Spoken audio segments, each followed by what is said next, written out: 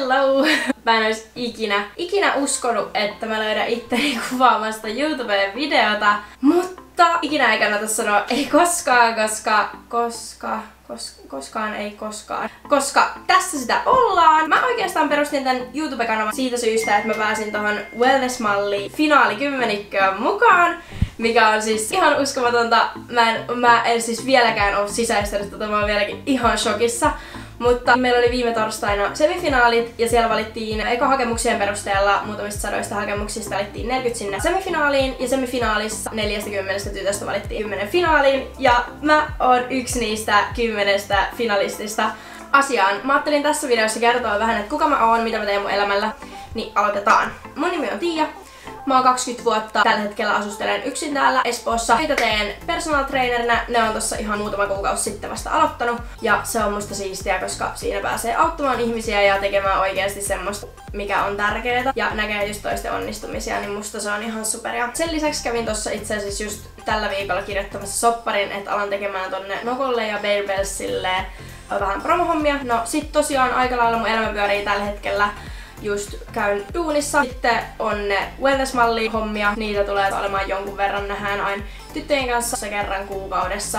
Ja varmasti enemmän. Eli sen kautta sit somejuttuja. Näiden lisäksi mä treenaan, syön, nukun, käyn töissä. Treenaan, syön, nukun, käyn töissä. Siinä se. Joskus näen kavereitakin, jos on aikaa. Ei oikeesti, mulla on ihania kavereita ja hengaan myös niiden kanssa. Ja ettei tää video menisi liian tylsäksi, että mä vaan yksinään höpöttelen kaikkia juttuja, mikä teitä ei kiinnosta, niin mä kysyin teiltä Instagramissa kysymyksiä, mitä te haluatte tietää musta. Eka kysymys oli, oletko tällä hetkellä tyytyväinen elämääsi? Siis mä oon tällä hetkellä ihan supertyytyväinen mun elämään. Mä en keksi mitään, mikä voisi olla paremmin. Totta kai aina tulee päiviä, että kaikki vaan ärsyttää. Mutta mä oon ihan supertyytyväinen mun elämään tällä hetkellä. Toinen kysymys, millainen sun ruokavalio on? Mä en oikeastaan noudata mitään tiettyä ruokavaliota, vaan syön ihan fiiliksen mukaan. Että mä preppaan ruuat valmiiksi muutamalle päivälle, niin sit niitä ei tarvii miettiä, että sen takia se on tosi paljon ihan perus vaikka tyyliin riisi-kana yhdistelmää parsakaaliin, koska se on musta hyvää ja se on tosi helppoa. Sitten puuro on tärkein aamulla, puuroa ja kahvia, muuten ei päivä lähde hyvin käyntiin. Te oot se sinkku. En ole sinkku. Mitä kisan voittaminen käytännössä tarkoittaisi ja miten se näkyisi sun elämässä? No mä uskon, että me kaikki 10, ketkä päästiin finaaliin, niin meillä on aika samanlaiset mahdollisuudet päästä tekemään asioita hyvinvointialalla ja somella ja yhteistyöjuttuja ja muuta.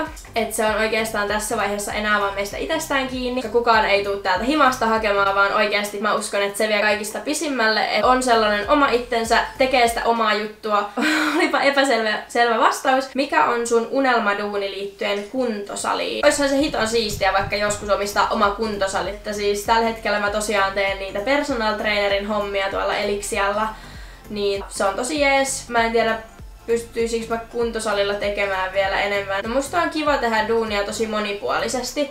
Et esimerkiksi tällä hetkellä kun mä teen noita personal trainerin hommia, niin sitten mulla on tulossa pienryhmävalmennuksia. Se on kiva, että pääsee tekemään vähän erilaisia hommia. Sitten on kysymys, että mikä innostaa sua opiskelemaan koko ajan uusia aloja ja asioita. Musta ihan ylipäätänsä on kiva oppia kaikkea uutta. Mä tykkään hirveästi tehdä kaikkea. Esimerkiksi vaikka personal trainer koulutuksen lisänä oon käynyt semmoisen nutrition coach. Se on kiva, kun se on tavallaan lisäkoulutus, vähän lyhyempi siihen päälle, niin noissa jaksaa panostaa ihan 100%, koska ne on lyhyempiä. En tiedä siis, saitteko kiinni, mutta anyway.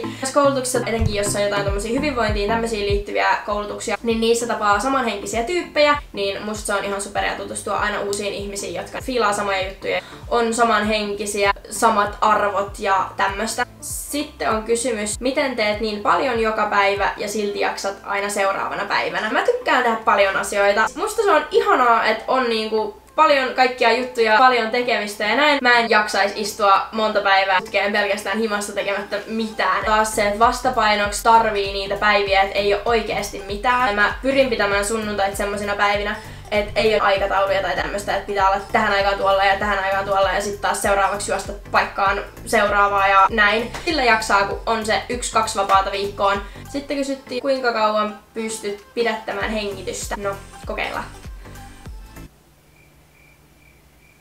En mä tiedä. Varmaan aika kauan. Tuli kysymys, miten on maanantai lähtenyt käyntiin. Niin hyvin lähti maanantai käyntiin. oli tosi paljon menoa. Olin opiskelemassa vähän videoiden editointia. Sen näkee sitten tästä videosta, että kuin hyvin meni koulutuksessa asiat perille. En mene vannomaan, että meni superhyvin, mutta kuitenkin siellä olin aamupalalla noiden Wellness-mallityttöjen kanssa Soulball Cafeessa. Sieltä menin sitten kirjoittamaan sopparia Nokolle ja Bearbellsille ja sinne.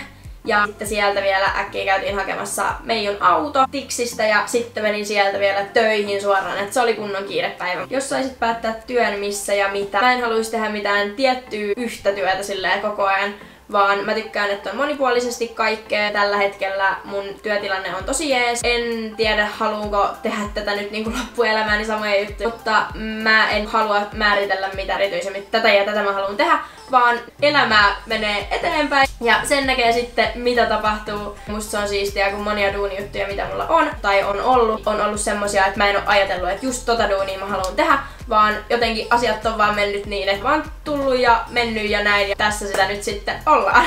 Mut hei, kiitos kaikille kysyjille. Saattoi olla vielä muutama kysymys tuolla, mutta nyt löysin äkkiseltään noin. Kiva kun katsoit videon. Tää oli nyt mun eka video. Tää oli vähän hakusessa kaikki, mutta eiköhän tää tässä lähe. Ja hei, jos et vielä seuraa mua Instagramissa, niin laita seurantaa. Kaikessa yksinkertaisuudessaan Tiia Maaranen ja tää YouTube-kanava myös. Moro!